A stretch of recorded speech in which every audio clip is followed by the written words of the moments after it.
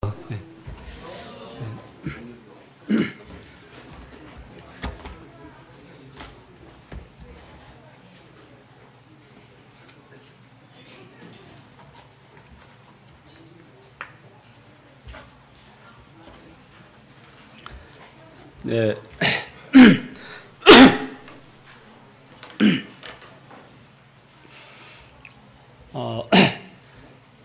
이렇게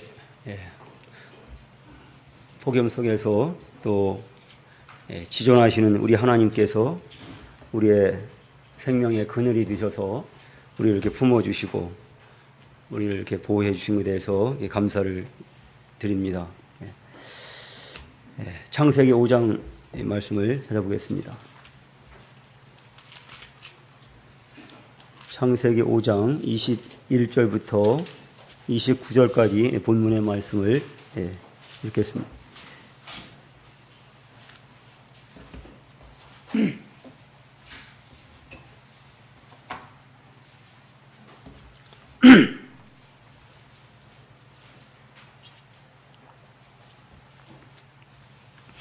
(5장 21절부터 29절까지) 같이 봉독하겠습니다. 에녹은 65세에 무드셀라를 낳았고 무드셀라를 낳은 후 300년을 하나님과 동행하며 자녀들을 낳았으며 그는 365세를 살았더라. 에녹이 하나님과 동행하더니 하나님이 그를 데려가심으로 세상에 있지 아니하였더라. 무드셀라는 187세에 라멕을 낳았고 라멕을 낳은 후 782년을 지내며 자녀를 낳았습니다. 그는 969세를 살고 죽었더라. 라멕은 182세에 아들을 낳고 이름을 노아라 하여 이르되 여호와께서 땅을 저주하심으로 수고롭게 일하는 우리를 이 아들이 안위하리라 하였더라. 여기까지입니다.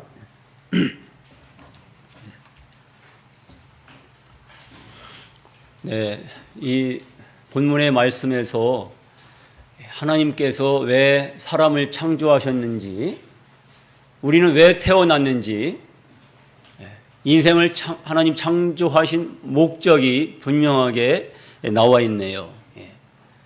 이 본문에서 인생의 목적을, 하나님이 사람을 창조하신 이유를 무엇이라고 정의할 수 있겠습니까? 네? 동행이라고 하는 한 단어를 찾아내셨습니다. 그렇습니다. 에녹이 하나님과 동행했다는 기사가 22절과 24절에서 두 번 이 동행이라는 단어가 거듭 반복해서 표현이 되고 있습니다. 하나님과 동행하며 자녀들을 낳았으며 하나님과 동행하더니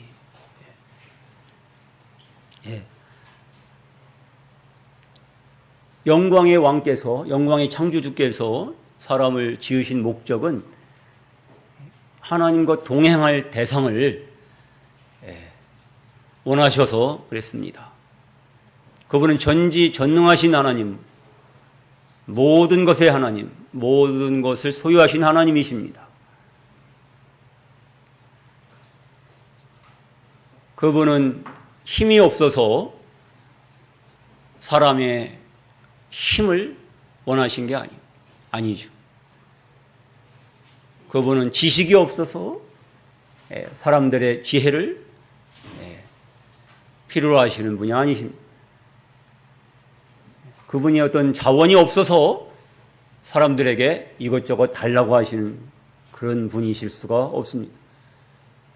그분은 모든 것의 근원이시고 모든 것의 소유주시며 완전한 능력자십니다. 없는 데서 모든 것을 이끌어내시는, 무에서 유를 창조하시는 그런 지존하신 하나님이십니다. 그분이 필요하셨던 것은 그분과 동행하는, 그분과 교제하는 그런 사랑의 대상이 필요했을 뿐입니다. 그분은 하나님은 사랑이시기 때문에 그분은 그 사랑의 대상에게 그분의 온전하신 사랑을 마음껏 쏟아 부어 주시기를 원하셨던 것입니다. 그분은 사랑이시기 때문에 사랑하지 않고서는 그분은 기뻐하실 수가 없으셨던 것입니다. 그분의 본질 자체가 사랑이시기 때문에 그분은 이 사랑의 대상이 필요하십니다. 이 사랑을 쏟아 부으시기 위해서 그 사랑의 결과로 이제 자신을 사랑하는 이런 인격적인 존재를 그분이 만드셨으니 그것이 바로 사람입니다. 이사야 43장 7절에서는 나를 위하여 나의 영광을 위하여 창조한 자를 오게 하라. 나의 영광을 위하여 창조한 자를 오게 하라. 인생의 목적이 하나님의 영광을 위하여 창조했다고도 말씀하십니다. 같은 이야기입니다. 하나님과 동행하기 위해서 하나님의 영광을 위해서 하나님의 영광 안에 함께 거주하기 위해서 인간은 지어진 것입니다.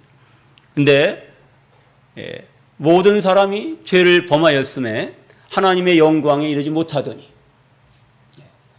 죄의 결과로 말미암아 이런 인생의 목적이 훼손이 되어버렸습니다. 그래서 인간은 하나님을 떠나서 이제 갈 길을 잃고 각각 자기 자신이 하나님이 돼서 자기 자신이 그런 주인이 돼서 인생을 그렇게 영혼의 고아와 같이 길 잃어버린 양과 같이 그렇게 곁길로 가게 된 거죠. 그래서 죄는 이런 인생의 그런 창조 목적으로부터 벗어나게 합니다. 하나님의 영광 안에 나아갈 수 없게 하고 하나님의 영광을 구하는 게 아니라 자기 영광을 구하다가 스스로 이제 부끄러움에 빠집니다. 그리고 하나님과 동행하기보다 그 마음에 하나님 두기를 싫어하고 하나님을 등지고 불순종의 길을 가는 길을 택합니다. 그것이 죄입니다. 그것이 죄의 본질이에요. 그 죄 많은 그 인생의 시대에 의를 전파한 두 사람을 오늘 소개합니다. 우선은 여기 하나님과 동행한 에녹입니다. 에녹의 이름의 뜻이 전수자, 전파자 이렇게 되어 있습니다. 전수자, 전파자. 에녹은 무엇을 전수하고 무엇을 전파했을까요?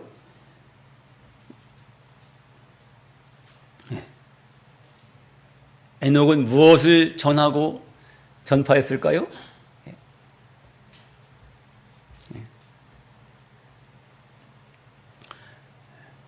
모든 인생의 목적, 하나님과 함께 사는 겁니다. 하나님과 동행하는 겁니다. 하나님의 영광 위에 사는 겁니다. 그래서 그것이 참으로 의로운 것입니다. 그래서 이 에녹은 하나님의 의를 이 죄 많은 시대에 전파했던 사람인 것입니다. 에녹이 65세에 누굴 낳았죠? 무드셀라를 낳았습니다. 무드셀라를 낳은 후 300년을 하나님과 동행했다고 기록하고 있습니다. 그 얘기는 무드셀라를 낳기 전까지 65년 동안은 하나님과 동행했다는 기사가 없는 걸로 보아서 그가 전폭적으로 하나님의 뜻을 따라 행한 것 같지는 않습니다. 그가 아마도 의인이었으면서도 이 무법한 경건치 않은 사람들과 함께 삶으로 말미암아 그 의로운 심령이 상했다고 기록된 롯과 같이 아마도 당시대의 죄악으로 캄캄한 그 불경건한 시대에 많은 사람들이 하나님을 떠나서 인생의 목적을 떠나서 겪기려고 하는 그 시대에 에녹도 아마도 그 의로운 심령이 상하지 않았을까. 근데 그가 이제 무드셀라를 낳은 뒤에 300년을 하나님과 동행하는 삶을 살게 된 그 놀라운 그 삶의 변화. 그 변화에 대한 뚜렷한 이유는 성경이 기록하고 있지 않습니다. 그러나 우리가 쉽게 추정할 수 있는 것은, 모든 성경학자들이 동의하는 것은, 그가 새롭게 변화된 삶을 살게 된 계기는 바로 무드셀라를 낳은 일과 관련이 있을 것이다 하는 것입니다. 도대체 무드셀라를 낳은 것이 그에게 어떤 충격을, 신선한 충격을 안겨줬기에 그가 그렇게 완벽하게 변화해서 하나님과 동행하는 삶을 살게 했을까요? 김성길 형제가 시온이를 처음에 이제 보았을 때에 어떤 마음 들었을까요? 어땠어요?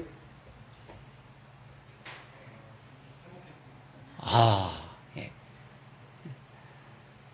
그래요. 예. 행복했어요. 예. 여러 사람이 그런 이야기를 합니다.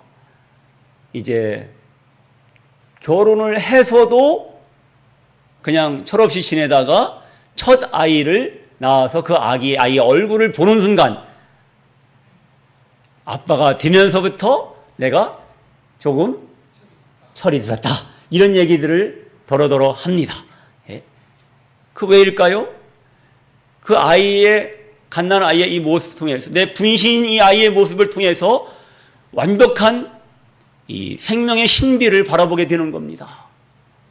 어떻게 설명할 수 없는, 숱한 갓난 아기들을 내가 봤지만은 내 아이를 바라보았을 때는 정말 비교할 수 없는, 어떻게 설명할 수 없는 그 그 짠한 행복이, 그 신비로움이, 그 경이로움이, 그것을 맛보게 되는 겁니다. 그래서 이 생명을 주신 하나님께 대해서 경외하는 마음을 갖게 되는 것입니다. 아마도 에녹도 무드셀라를 낳았을 때 그런 경험을 하지 않았을까.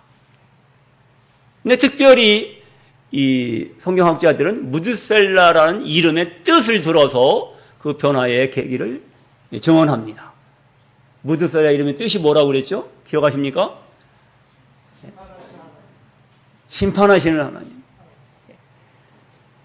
이 히브리어의 이 직접 해석은 보낸다는 뜻입니다. 그냥 간단하게 보내다. 어떤 성경학자는 그가 죽을 때에 그것을 보내신다. 더 막 나가서 그가 죽을 때에 하나님의 심판을 보내신다. 홍수를 보내신다. 라고까지도 해석을 합니다. 그것까지는 추정일 것 같아요. 그러나 확실한 것은 무드셀라의 이름의 뜻은 보낸다는 겁니다. 근데 도대체 무드셀라의 이름의 뜻이 보낸다는 것은 무엇을 하나님이 보내기를 원하셨을까?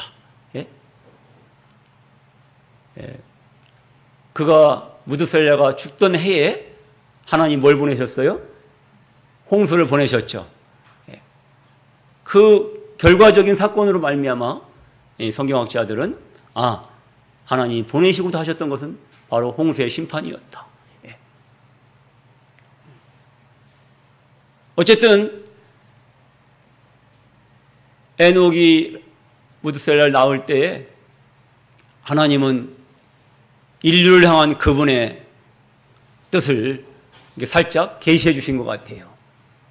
이 불경건한 세대에 대한 하나님의 심판에 대해서, 그런 하나님의 거룩하신 하나님의 의로우심에 대해서 하나님께서 보여주셨던 거죠.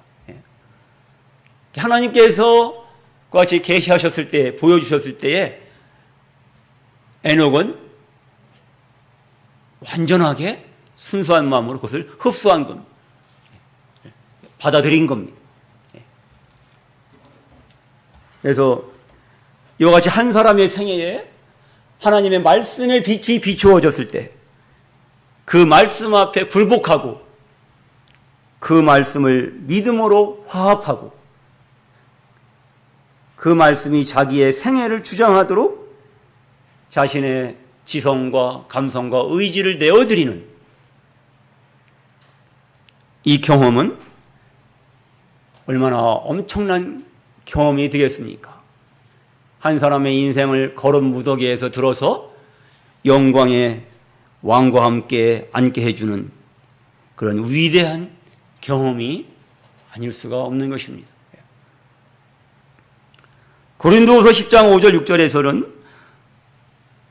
모든 이론을 파하며 하나님 아는 것을 대적하여 높아진 것을 다 파하고 모든 생각을 사로잡아 그리스도에게 복종하게 하니 너희의 복종이 온전히 될 때에 모든 복종치 않는 것을 벌하려고 예비하는 중에 있노라 라고 말씀하십니다. 에녹이 하나님의 말씀을 받았을 때에 그의 복종이 온전하게 되었고 그 순간부터 그는 모든 생각을 사로잡아 하나님께 복종하였고 그분과 동행하는 삶을 살 수가 있었던 것입니다. 이것은 순전히 하나님의 은혜였습니다.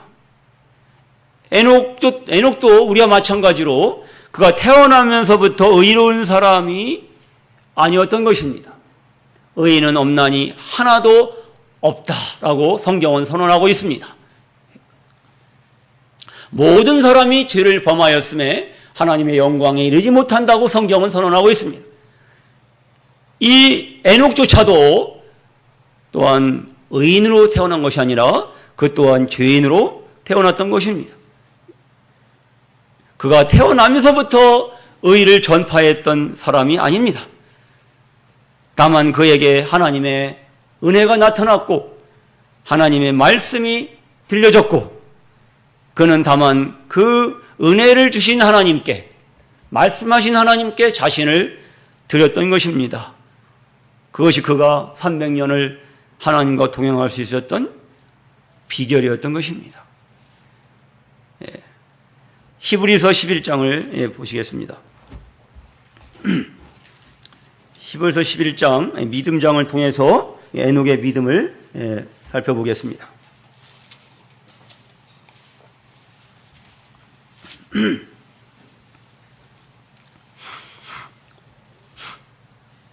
히브리서 11장 5절 6절 같이 읽습니다. 믿음으로 에녹은 죽음을 보지 않고 옮겨졌으니 하나님이 그를 옮기심으로 다시 보이지 아니하였느니라. 그는 옮기기 전에 하나님을 기쁘시게 하는 자라 하는 증거를 받았느니라. 믿음이 없이는 하나님을 기쁘시게 하지 못하나니 하나님께 나아가는 자는 반드시 그가 계신 것과 또한 그가 자기를 찾는 자들에게 상 주시는 이심을 믿어야 할지니라.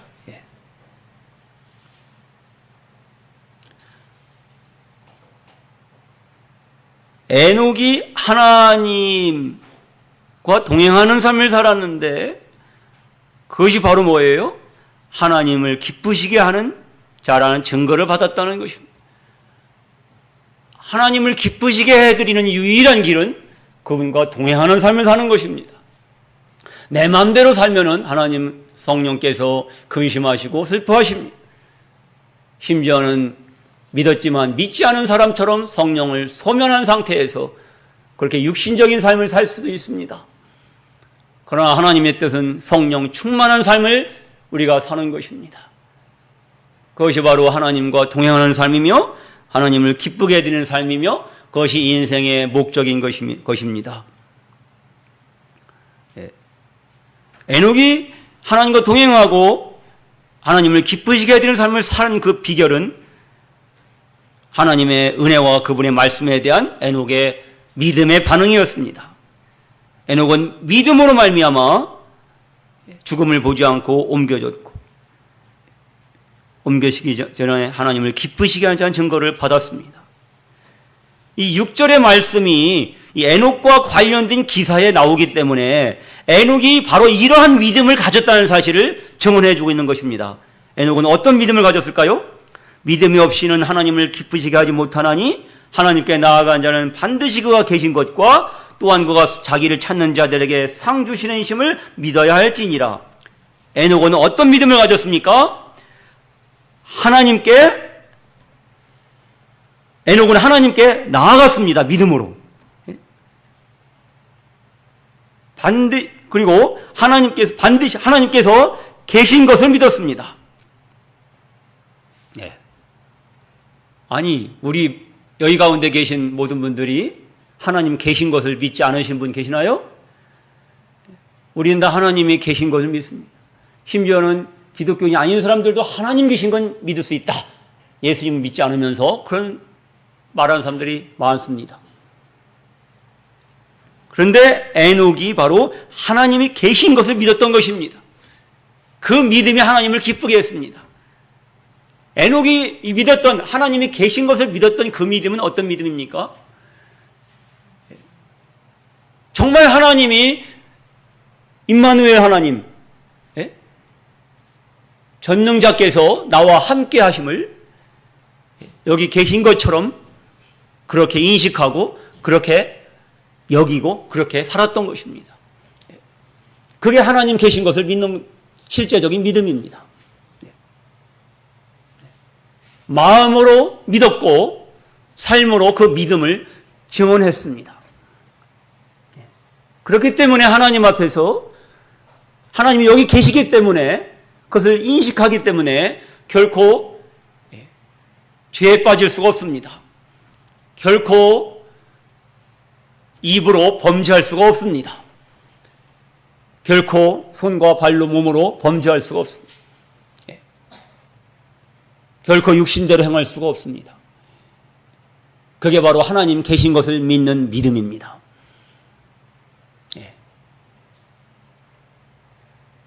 저는 허다한 시간들을 믿는 자라고 자처하면서도 하나님이 여기 계시지 않은 것처럼 허무하게 육신이 굴복하고 그렇게 무너졌던 일들이 너무나 많습니다. 그런 연약함이 하늘에 사무치는 그런 자입니다. 그런데 에녹은 임마누엘 하나님을 항상 신뢰하고 살았습니다. 하나님이 계신 것을 믿고 살았습니다. 그의 말이, 그의 생각이, 그의 추구하는 것이, 그의 마음이, 그의 삶이 그렇게 증언해 주었습니다. 에녹은 어떤 믿음을 가졌습니까? 믿음으로 하나님께 나아갔을 뿐만 아니라 하나님이 살아 계신 것을 항상 믿었고 또한 그가 자기를 찾는 자들에게 상 주시심을 믿었습니다. 내가 하나님을 부지런히 찾고 찾을 때에 하나님이 반드시 보상해 주시리라는 사실을 에녹은 믿었던 것입니다. 그 믿음대로 하나님은 보상해 주셨습니다. 무엇으로요? 그를 죽음을 보지 않고 옮겨주심으로써 하나님은 충분히 보상해 주셨습니다. 그 위경 중에 지혜서라고 있습니다. 지혜서. 이 위경은 이 정경이라고 일컬어지는 성경 66권과는 동일시할 수 없지만 그러나 읽어서 많은 유익한 도움을 받을 수 있는 자료들입니다. 이게 위경입니다. 위경과 위경이 있는데 위경은 가짜, 이거 전혀 신뢰할 수 없는, 그래서 우리가 읽을 필요도 없고 읽어서는 안 되고 거리를 둬야 되는데 위경이라고 하는 것들은 이 성경을 연구하는 사람들이 많이 참고가 되는, 도움이 되는 그런 자료입니다. 그러나 성경과 동일한 권위는 인정할 수가 없는 그 위경 중에 이 하나가 지혜서인데 이 지혜서 4장 10절부터 13절에 보면은 이와 같이 기록되어 있습니다. 여기서 이제 하나님께서 에녹을 왜 데려가셨는지 그것을 조금 상상해 볼 수가 있어요. 그는 하나님의 뜻대로 살아 하나님의 사랑을 받았다. 그래서 죄인들 가운데에 살고 있는 그를 하나님께서 데리고 가셨다. 하나님께서는 그가 악에 물들어서 바른 이성을 잃지 않도록 또 그의 영혼이 간교에 넘어가지 않도록 그를 데려가신 것이다. 악은 사람의 마음을 현혹시켜 아름다움을 더럽히고 방종한 정욕은 깨끗한 마음을 빗나가게 한다. 짧은 세월 동안 완성에 도달한 그는 오래 산 것과 다름이 없다. 그의 영혼이 주님의 뜻에 맞았기 때문에 주님은 그를 악의 소굴에서 미리 빼내신 것이다. 어떻습니까? 예.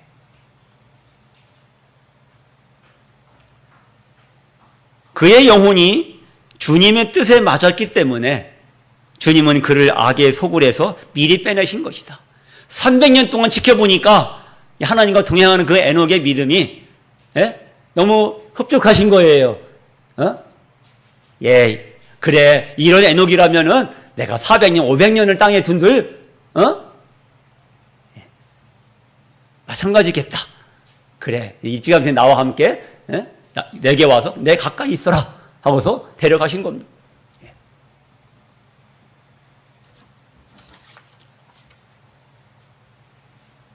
인류 최초의 예언자로 기록된 분이 누구실까요? 인류 최초의 예언자, 선지자.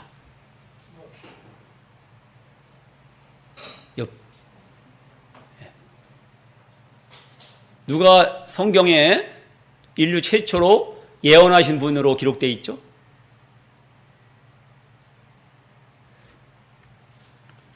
유다서에 나와 있습니다. 유다서 1장 보시겠습니다. 유다서 한 장밖에 없네요.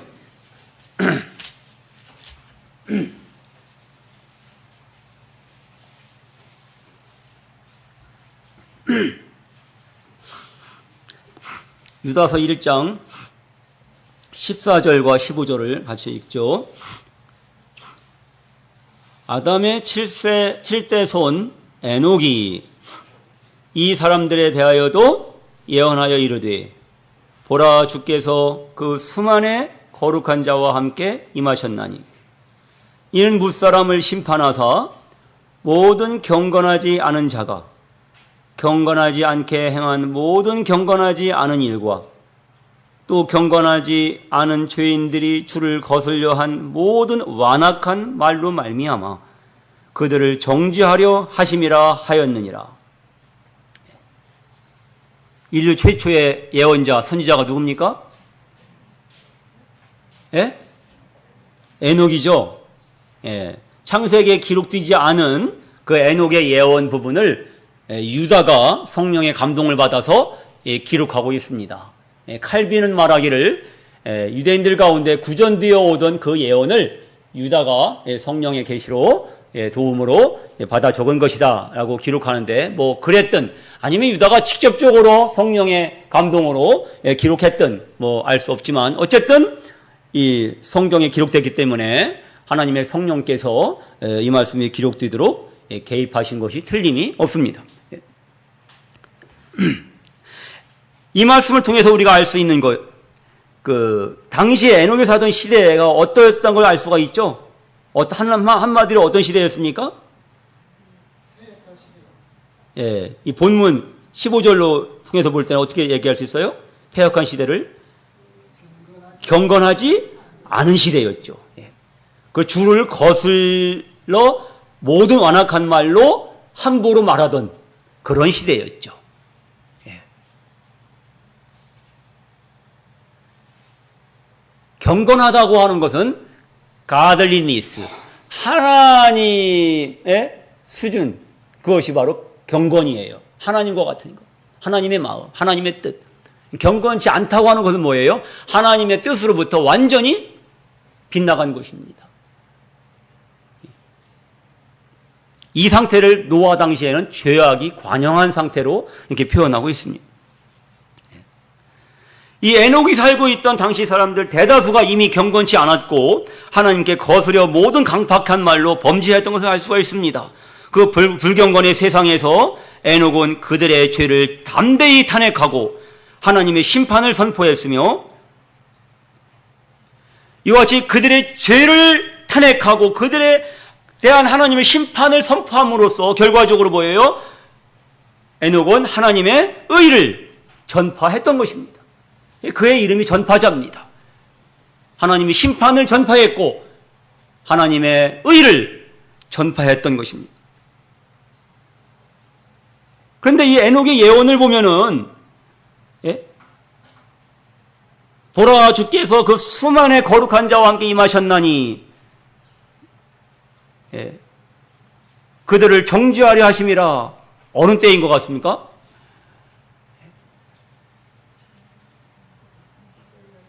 바로 주님께서, 주 예수님께서 만왕의 왕 만주의 주로서 재림하실 때, 그때를 지금 내다보고 있는 겁니다. 이미 창세기 5장에서 심판주로 임하실 예수 그리스도를 이렇게 예언하고 있는 것입니다. 예수 그리스도의 재림을 계시한 것입니다. 하나님은 그 아들 예수 그리스도의 초림을 누구에게 제일 먼저 계시하셨습니까? 아담에게 계시하셨죠. 창세기 3장 15절을 통해서 뱀이 여자의 후손의 머리를 상하게 할 것이요 여자의 후손은 뱀의 머리를 상하게 할 것이다. 이런 여자의 후손, 보라 처녀가 잉태하여 아들을 낳으리니 이름을 임마누엘이라 하리라. 이렇게 처녀 마리아를 통해서 성령으로 잉태되어 오신 우리 주 예수 그리스도가, 그분이 초림, 이제 육신을 입고 오셔서 전 인류의 죄를, 세상 죄를 담당하실 것을 이제 아담에게 처음으로 계시하십니다. 그러나 예수 그리스도의 이 심판주로 임하셔서 이 죄악된 세상을 완벽하게 심판하실 것을, 정죄하시고 심판하실 것을, 이 주님의 재림을 처음으로 이렇게 나타내신 것은 에녹에게였습니다.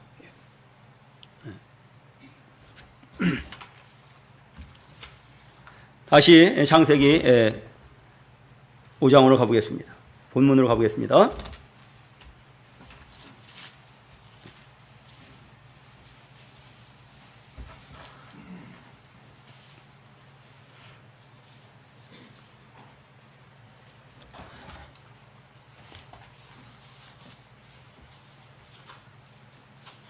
에녹은 65세에 무드셀라를 낳았죠. 무드셀라는 187세에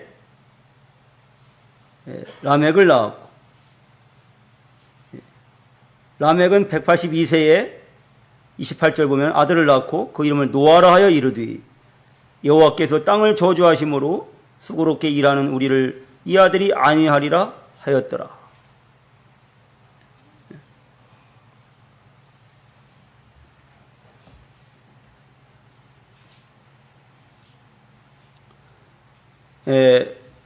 에녹이 하나님께서 에녹을 데려가신 다음 69년 뒤에, 계산해 보면 69년 뒤에 노아가 태어납니다. 근데 이 노아에게 이 전수된 이 믿음은 그 아버지 라멕에게서 말미암은 것을 보게 됩니다. 28절, 라멕은 182세의 아들을 낳고 이름을 노아라 하여 이르되 여호와께서 땅을 저주하심으로 수고롭게 일하는 우리를 이 아들이 안위하리라 하였더라. 이 라멕에게 살아계신 하나님께 대한 그런 믿음, 그런 심판하시는 하나님께 대한 그런 믿음이 있었던 것을 보게 되고, 그럴지라도 그 심판 가운데서라도 그 아들 노아를 통해서 하나님이 이제 위로를, 이 안위함을 이제 허락하실 것을 그가 믿음으로 바라봤던 것입니다. 그 라멕에게 있었던 그 믿음과 그 다음에 무드셀라에게 있었던 라멕의 그 믿음은 그 아버지 무드셀라에게 있던 믿음은 바로 에녹에게서 전수된 것이라고 볼 수 있습니다. 에녹은 무드셀라에게 그의 믿음을 전수했고, 무드셀라는 이 홍수를 보지 않고 이제 홍수가 일어나는 바로 그 해에, 홍수 전에 이제 무드셀라가 죽습니다. 그리고 무드셀라의 아들 라멕도 홍수 한 5년 전에 그 라멕도 하나님이 데려가십니다. 그래서 죽게 됩니다. 그렇게 이제 에녹을 통해서 무드셀라를 통해서 라멕을 통해서 노아까지 이게 하나님의 의에 대한 그런 선물이 또 믿음이 이렇게 전수되는 것을 우리 흔적을 보게 됩니다. 그 다음에 노아에 대한 기사입니다. 6장입니다. 6장 5절 보시겠습니다. 여호와께서 사람의 죄악이 세상에 가득함과 그의 마음으로 생각하는 모든 계획이 항상 악할 뿐임을 보시고 땅 위에 사람 지으셨음을 한탄하사 마음에 근심하시고 이르시되 내가 창조한 사람을 내가 지면에서 쓸어버리 사람으로부터 가축과 기는 것과 공중의 새까지 그러하리니 이는 내가 그것들을 지었음을 한탄함이니라 하시니라. 그러나 노아는 여호와께 은혜를 입었더라. 이것이 노아의 족본이라. 노아는 의인이요 당대의 완전한 자라. 그는 하나님과 동행하였으며 세 아들을 낳았으니 셈과 함과 야벳이라. 그때 온 땅이 하나님 앞에 부패하여 포악함이 땅에 가득한지라. 노아는 의인이고 9절에 의인이고 당대의 완전한 자라고 소개하고 있습니다.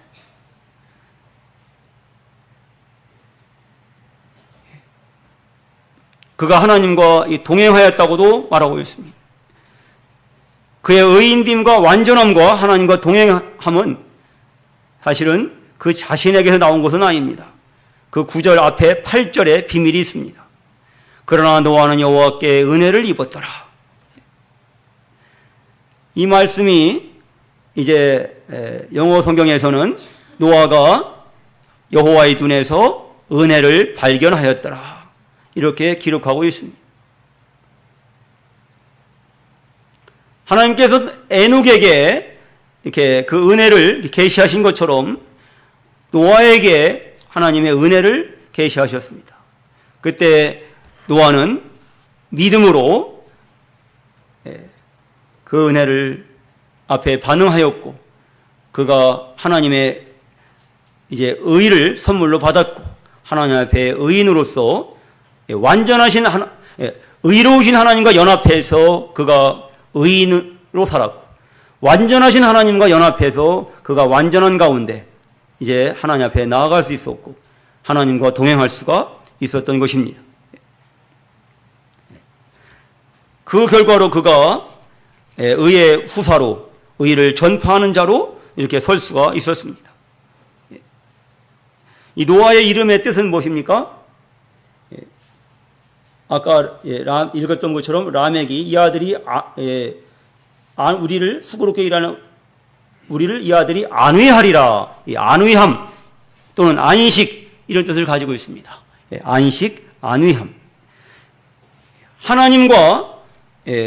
하나님의 은혜를 깨닫고 그 은혜를 발견하고 그 은혜에 반응해서 그 완전하신 하나님과 연합해서 완전한 자로 서게 되고 그 하나님과 동행함을 살았던 그에게 참된 안식이 제공이 되었던 것입니다.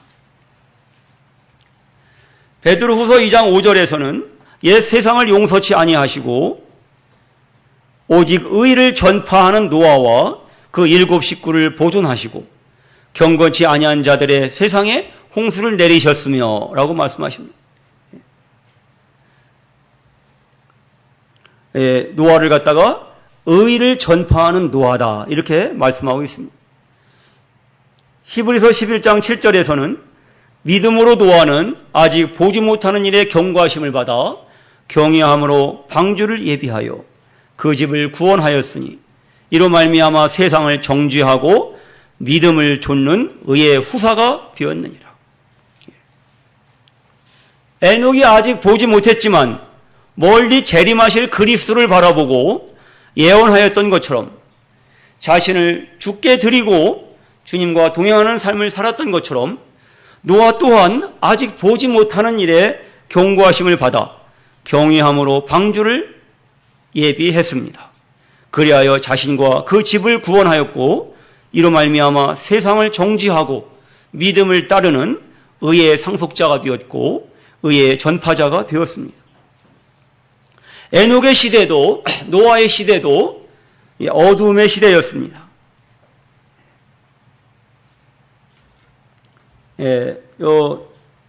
6장 5절에 보니까 사람의 죄악이 세상에 가득함과 그의 마음으로 생각하는 모든 계획이 항상 악할 뿐임을 보셨다. 이렇게 기록하고 있습니다.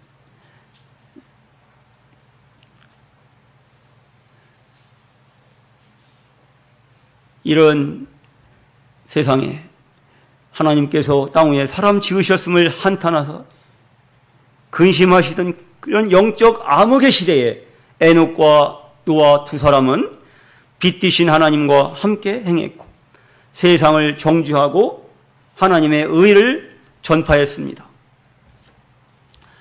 에녹의 전도도 노아의 전도도 세상을 구원하지는 못했지만 그것은 하나님을 기쁘시게 하는 삶이었고 새로운 세상을 시작하는 통로가 되었습니다. 또한 에녹의 자손으로 노아의 자손으로 오신 그리스도께서 예수 그리스도께서 세상을 정죄하고 세상을 구원하시며 하나님의 의를 세상에 전파하시는 통로가 되셨던 것입니다.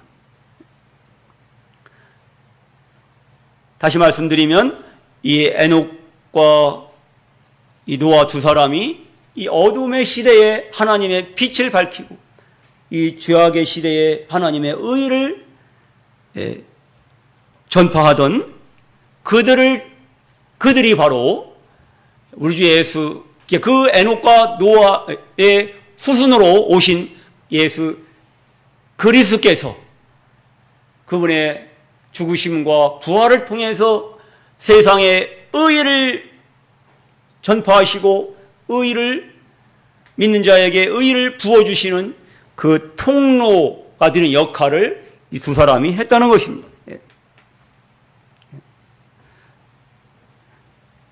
에녹에게 은혜로 역사하신 하나님이 노아에게 은혜로 역사하신 하나님이 그 아들 예수 그리스도를 통해서 완전한 하나님의 의를 전파하셨습니다. 그분의 십자가와 부활을 통해서 믿는 자에게 하나님의 의를 선물로 주시는 겁니다. 이 에녹과 노아가 의를 전파함으로써 하나님의 의를 전파함으로써 세상이 구원을 받았습니까? 세상은 정죄받았고 심판을 받았습니다. 노아는 자기 가족 외에는 한 사람도 건질 수가 없었습니다. 그럴지라도 그들의 삶은 하나님과 동행한 그들의 삶은 하나님을 기쁘게 해드렸습니다. 며칠 전에 풍전동에 잠깐 방문해서 형제 자매들과 이렇게 교제를 나누는 그 형제님께서 예전부터 일찍 처녀 때부터 주님을 믿고 이제 지금까지 그 수많은 그런 핍박과 그런 생의 고달픔과 고난과 어두움 가운데서 믿음을 지키고 사는 그런 김미순 자매라고 있어요. 그 자매를 언급하면서 세상에 그런 성도가 없습니다. 이렇게 증언을 하시는 거예요. 세상에 그런 성도가 없습니다.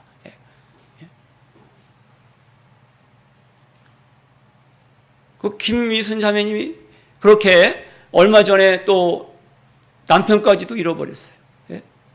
불의로 남편을 잃어버리고 또 근데 그 이후에 이 형제님께서 지켜보셨는데 근심이 드셨던 거죠. 이 남편을 잃어버린 이 자매님이 이제 어떻게 하실까? 세상으로 가면 어떡하나? 근데 너무나 꿋꿋하게 그 고된 일을 마다하지 않고 주일날 주님께 예배 드릴 수 있는 그런 곳에서만 일하면서 가족을 부양하고 믿음을 지키는, 그리고 남은 모든 시간을 성경을 읽고 듣고 묵상하는데 이제 자신을 드리고, 세상에 그런 성도가 없다라고 증언하실 때 그런 생각이 팍 들었습니다. 많은 사람들을 옳은 대로 인도한 그런 사람들이 하늘의 별과 같이 빛날 것이라고 약속하셨지만, 또한 단 한 사람이라도 인도하지 못했다 하더라도 평생을 하나님과 동행하면서 그분을 기쁘게 해드리는 그 증거를 얻은 성도라면은, 그런 자매님 같은 그런 성도라면은 수만을 주님께 인도한 전도자 못지않게 하나님은 그를 기뻐하시고 반드시 보상해 주실 것이라는 확신이 확 몰려왔습니다. 아마 여기 계신 성도님들 가운데서도 그런 분 계실 거예요. 내가 오늘날까지 오랜 세월을 주님 믿고 살면서 나는 사람들을 주님께 인도하지 못하고 나만 이렇게 믿음을 지키고 주님 사랑하고 예배드리면서 이렇게 사는데 하면서 이 자격지심 때문에 스스로 힘들어하시는 분도 계실 수 있어요. 그러나 이 에녹과 노아의 가족을 보십시오.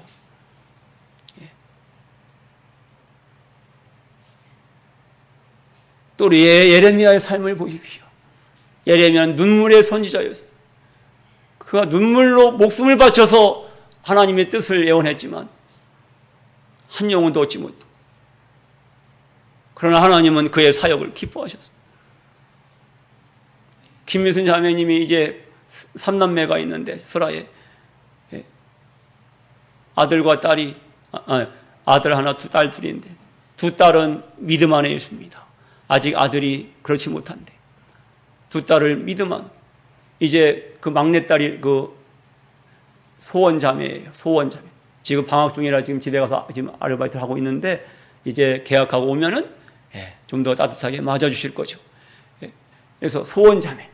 그래서 이런 자매들을, 두 자매를 이 주님께, 주님 안에 이렇게 있게 했습니다. 노아도 자기 7 식구 위에는 아무도 한 사람도 얻지 못해요. 그렇다고 우리가 전도하는 일을 이제 9월 13, 14, 15 전도 집회가 확정이 됐습니다. 전도하는 일을, 복음을 듣지 못한 자들에게 의를 전파하는 일을 우리가 멈추면 되겠습니까? 그것도 아니죠. 듣든지 아니 듣든지 우리의 사명은 의를 전파하는 것입니다. 이 죄악의 세상에서 심판하시는 하나님을 분명하게, 뚜렷하게, 선명하게 전파하는 것입니다. 요즘은요, 그런 얘기 많이 하잖아요. 요즘 젊은이들이 막 빗나가는 젊은이들 볼 때에, 길거리에서 담배 피고 뭐 이상한 짓 하고 뭐 그냥 뭐 애정 행각하고 막 이럴 때 막 어른들이 막 한마디 했다가 어떻게 돼요? 험한 꼴을 많이 보잖아요. 두들겨 맞고. 그러니까 요새는요, 함부로 죄를 지적하지 못해요. 그런 시대를 할지라도 이 불경건한 시대에 에녹이 담대하게 그들의 죄를 탄핵한 거 했던 것처럼 우리도 하나님의 의를 그렇게 전파해야 되는 것입니다. 그렇게 이 세상의 죄를 탄핵하고 하나님을 떠나 사는 이 죄를 선명하게 믿지 않는 자들에게 이렇게 드러내고, 그러려면 우리 자신이, 내 자신이 뭐예요? 하나님의 의를 확실하게 입어야 되는 거예요. 내가 하나님의 의의 옷을 입고 그 의를 행하면서 하나님의 마음으로 의를 전파할 때 영혼을 얻든지 못 얻든지 그것은 하나님의 뜻이고 하나님의 소관이고, 우리는 뭐예요? 파수꾼의 역할을, 외치는 역할을 해야 되는 거예요. 감당해야 되는 거예요. 그게 하나님 앞에 합당한 것입니다. 노아가 그 의를 전파한 기간이 한두 해였겠습니까? 에녹은 300여 년을 갖다가 의를 전파해서, 노아도 100년이 넘는 세월을 아마도 이렇게 오랜 세월을 의를 전파했을 것입니다.